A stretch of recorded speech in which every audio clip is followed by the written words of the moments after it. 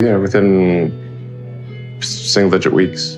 22 hours a day, or like what? How many I hours? was working, so 7 days a week, sleeping in the factory. I worked in the paint shop, general assembly, body shop. You ever worry about yourself imploding? Like it's just too much? Absolutely. No one should put this many hours into work. This is not good. And people should not work this hard. They should not do this. It's very painful. Painful in what sense? It hurts my brain and my heart.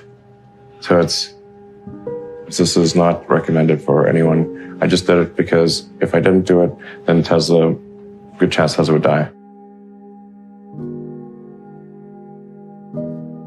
We want to have